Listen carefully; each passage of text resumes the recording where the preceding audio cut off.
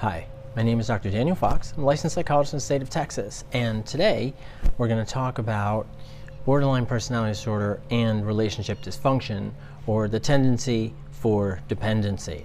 And what I'm going to do is I'm going to break these up into two videos because it's kind of long and I don't want folks to be overwhelmed with a lot of information. I want to be able to break it in half so you can kind of take your time, process this information, see if you can apply it to yourself and your situations, and perhaps gain some insight into how you're perceiving your relationships, perhaps how you're perceiving your partner, and what some of those core content issues might be that's driving you to behave in particular ways, which may be sort of expressing this maladaptive content and behaviors that could be causing you problem. So let's get started.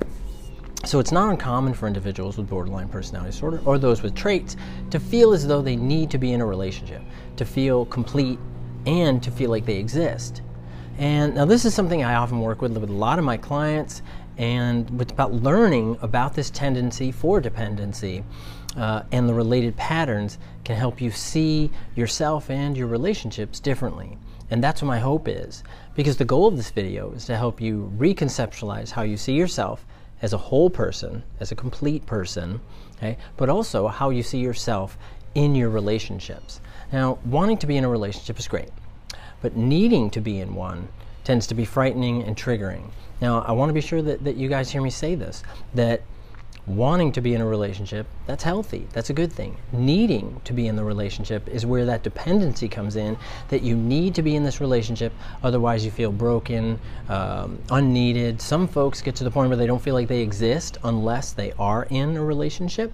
And those are all indicators that it's a need-based relationship. Want-based relationship is you want to be in it, that your needs are getting met, and you appreciate that. But if things go south or if things become unhealthy, that you're willing to walk away or address the issues to the possible extent that your partner walks away. And even though you'll be sad and you'll miss the relationship, but you understand that it's better for you. That's wanting to be in the relationship. Okay, so now knowing your patterns and driving unhealthy forces can help you do your relationships differently. And that's what we're going to try to do. I want to move you more towards an adaptive and healthy way to conceptualize yourself within your relationships. Now, individuals with BPD typically have a difficult time tolerating aloneness, as well as they tend to experience this intense fear of loss, abandonment, rejection sensitivity that is related to their significant others. But they also have this it's sort of like an urgent need for contact with significant others when they're stressed or distressed. And this is often accompanied sometimes by this highly submissive stance, subservient behavior in some cases, and this tends to lead to trouble. This tends to lead to difficulty in that relationship because you lose who you are in that relationship. Now perhaps, and this happens a lot with folks that have borderline personality disorder, they don't know who they are to begin with. And so they hope that the relationship will help them figure that out to define them. But what happens is it becomes more complex because now you've added in this whole other individual, and that adds so many other factors.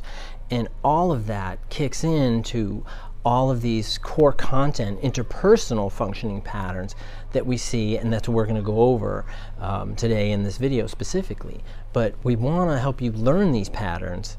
And when I say we, that's you and I learning together about these patterns so that they can help you to do things differently. Understanding your core content empowers you with the ability to choose what to do, which your choice means that you don't need to be in the relationship, but you're there because you want to be. And that's where we want to be. That's where we want to get you. So let's talk about, again, in this video we're going to talk about the first three, and then I will then put out another video that'll have the final three as well.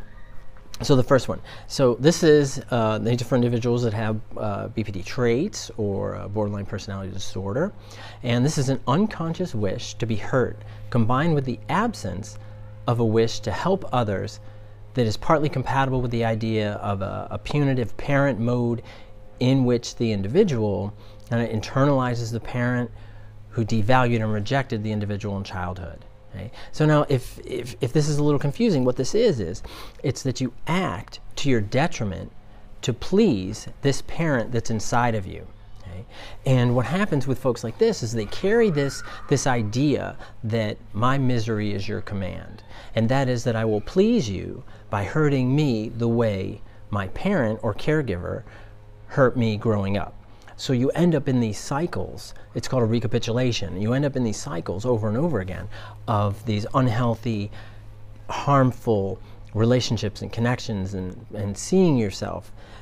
So it's difficult to break free, because you're always trying to meet this need of the abusive parent to your detriment, because you believe that the parent, the better you will be, the more broken you are.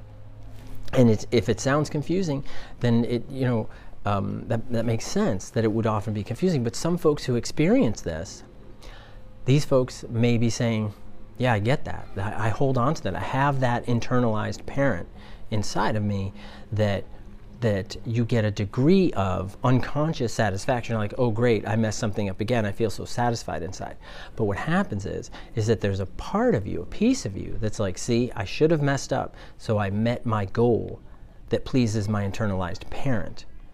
Okay? Now the second one, this is a wish to be good and do the right thing, combined with feelings of shame for not being good enough.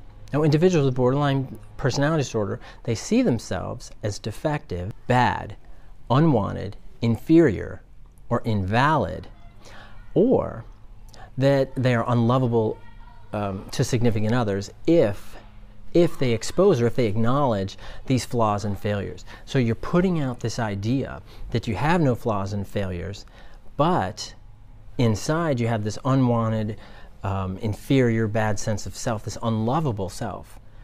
But I can't expose that, because if I do, then that makes me unlovable. So if I hold this idea that I have any failures, any flaws, or any sort of chinks in my armor, then that person will leave me and I will be alone. So I have to put forth this presentation of suitability, of managing situations well, perhaps of having no stress, until what happens is you hold it down, and you eventually explode.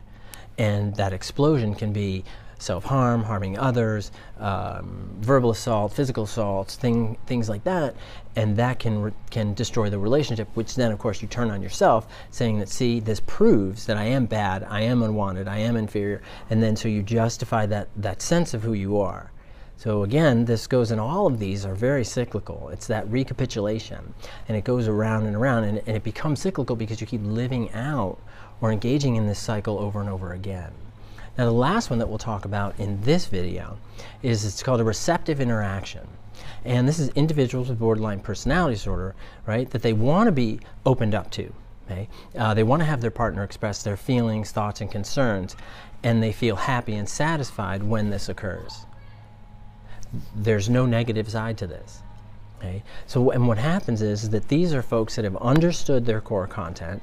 They understand that in relationships that you want to be in, that you can be honest with yourself, that you can express yourself, you can open up, and that encourages others to open up to you. And if people open up to you, or if they used your faults against you, those aren't people that you want in your interpersonal circle. Those are people that are validating that borderline personality disorder components of your personality, of who you are. So what happens is, in this receptive interaction, is that you put good things out, you honestly and assertively express your feelings, and your partner does the same. And that builds to a want to be in the relationship, not that you need to be in the relationship. Because that needed relationship, right, you would never open up out of fear of looking flawed, broken, insufficient. Okay? And then the person that you tend to get into your interpersonal circle is not somebody who's inclined to open up to you. So again, that reinforces this recurrent, these unhealthy interpersonal patterns. Now that's only 3, so we only talked about 3, and in the next video we'll talk about another 3. But what I want you to do is, I want you to ask yourself, which of these 3 that you engage in, does this relate to your core content? It's really important that we identify core content, what's driving these surface structure behaviors, all of these symptoms related to borderline personality disorder. What's driving it? That is your core content. It's hard to get to, okay? And what do you do to try to manage these core content issues. And that's typically where that maladaptive patterns come in, those maladaptive behaviors and beliefs and things like that. That's where they kick in to manage what's underneath that core content. Okay? Now, if you tend to use maladaptive patterns, that's fine. It's very common for a lot of folks. So try to find positive coping strategies to replace it with. Easy to say, hard to do, but work to do it. It's not something that you can do in a day, that it takes time to build this skill, but it is something that you can definitely do. Now, I have found that when my clients with borderline personality disorder, when they begin to see their relationships as something they want to be in and not need to be in, and they recognize that whomever they are with may not be the end-all be-all of all significant others, right? That it's not bad, that it's just not the last person to love them. That it's important to remember that if you were in a relationship and someone loved you once, someone will love you again. And I know that that's contrary to what that core content is telling a lot of folks, that this is the only person who will love you. This is the only person who understands you, or all these other factors. And it's just not statistically true. It may feel that way, and I certainly understand that. And it's that way, for a lot of my clients too. And we learn about what this core content is, how these unhealthy relationships really satisfy that core content need. And that can empower you. That empowers my clients to look at it and examine it and say, you know what? Maybe I don't deserve A, B, C, D, E, F. I mean, we can go through the whole alphabet, right? And maybe you don't. So again, remember that if you were loved before, you can be loved again. Now, this is a hard challenge, and it's important to build up and recognize your worth as a person, not to others, but to yourself. And that's so important. A lot of folks with borderline personality disorder have so many great gifts, and they have so many great abilities, and it tends to get shrouded with all of these surface structure behaviors and all of this pathology and all of this sometimes violence and abuse outwardly or inwardly. But it is possible to grow beyond and control these things, and that's why I make these videos, because I think people are able to see that and benefit from that. And I hope that this has helped you. Again, I will be posting the second group of 3 of these interpersonal patterns, and so you can see them all, but I didn't want to overwhelm you. Okay, so I hope you found this beneficial. Please leave any comments that you may have, how these 3 relate to your interpersonal patterns and your relationships, and I hope that this has been helpful for you. And I appreciate your time, and thank you very much, and have a great day. Thanks. Bye.